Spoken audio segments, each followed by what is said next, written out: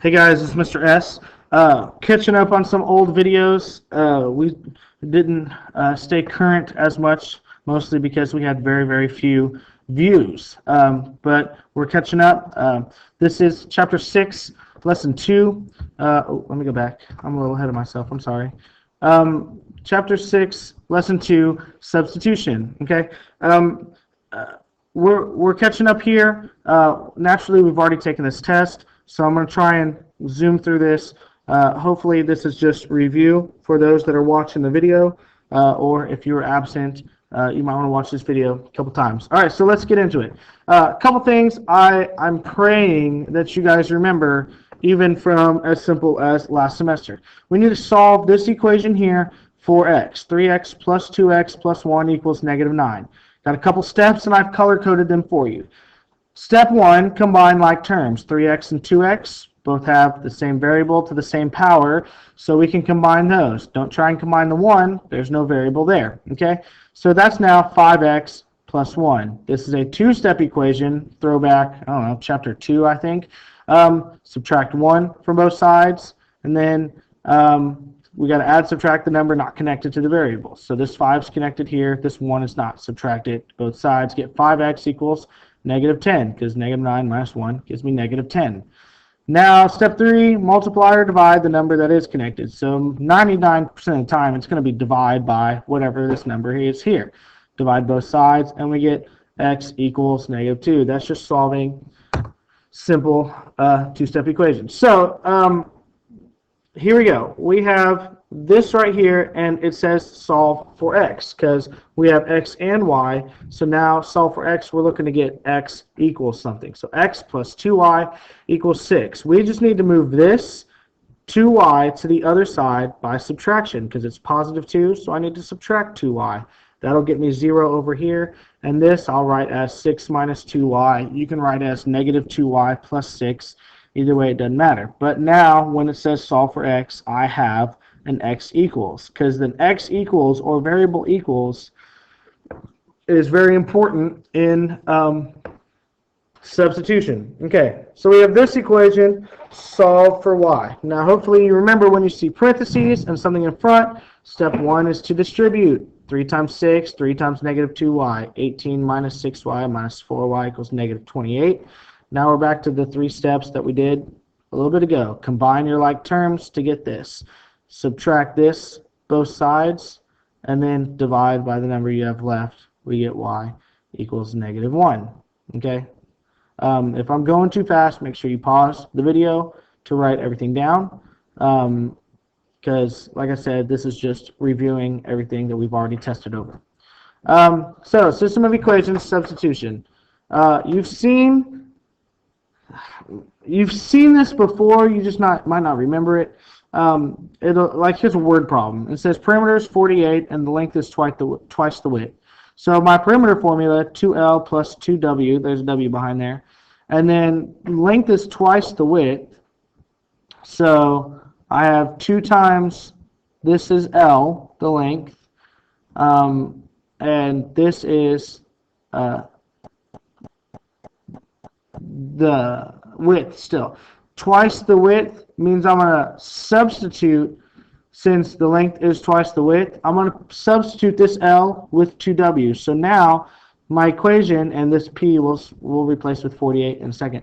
Now my equation only has one variable, and we can get a number for one of these. Okay, so distribute, combine like terms, divide here, we get W equals 8. Now we take this, and to find our L, we're going to plug back in here, which is why this 8 is here. Okay, 8 times 2, we're going to plug in here. 8 times 2 is 16. Subtract that to both sides. Divide both sides. So my length is 16. My width is 8. We've seen this before.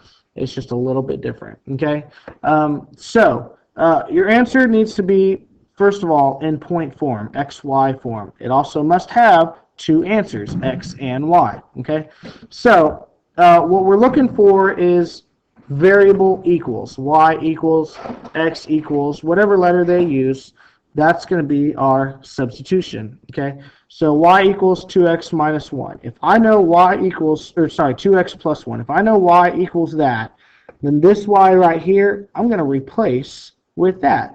Because once I say y equals 2x plus 1, here I only have one variable now. This becomes distributing, combining like terms, and now you'll see this 5x plus 1 looks kind of familiar. Actually, the 3x plus 2x plus 1 should look familiar. We already went through this. Subtract, divide, we get x equals -2. Now this gets plugged back into either one. It works either way, but generally your variable equals, that'll be a little bit quicker to find. So I'm going to plug in -2 here, and I did it here in purple. So if y is 2x plus 1, x is now -2. 2 times 2, -4.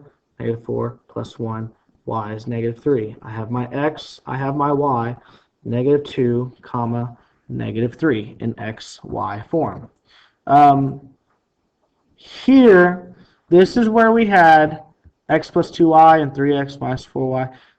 None of these say x equals or y equals. But remember, we took this top equation here and we made it x equals a couple slides ago. We just subtracted 2y from both sides and we just turned it into 6 minus 2y. Since x equals 6 minus 2y, this x right here, I'm substituting with 6 minus 2y. This should look familiar. We already worked this one out already also. 3 times 6, 3 times -2y. We distribute, combine like terms. You've already wrote this down, hopefully. Combine like terms, subtract 18, divide by -10. I get y equals -1. Now I'm going to take that and I'm going to plug it back into, really, either I could do this one, I could do this one, or like I said, the easiest one to do is generally the variable equals. So if y is -1, I'm going to plug in -1 right here. -2 times -1 gives me +2. 6 plus 2, x is 8. X is 8, y is -1. So substitution is really just plugging stuff in. Now, we have some special cases, okay? What happens if I lose my variable when I'm adding or subtracting, okay? So like on this, I have 2x minus y equals 8. Y equals 2x minus 3. Okay, so I'm going to solve. Oh no, I have y. So if y equals 2x minus 3, I'm plugging in 2x minus 3 here. So this minus sign means a -1 here. So 2x minus y, which is 2x minus 3, equals 8. Distribute, distribute. I have a 2x minus 2x. I'm going to lose my variable.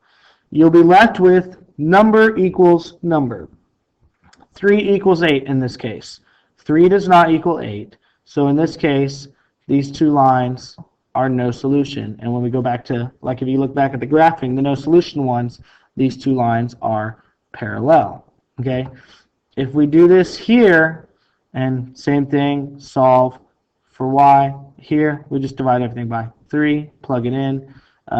Here, we get 3y plus 3 equals 3y plus 3.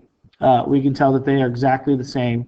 These are two lines stacked right on top of each other, infinite solutions. I apologize for the writing and the rushing through this.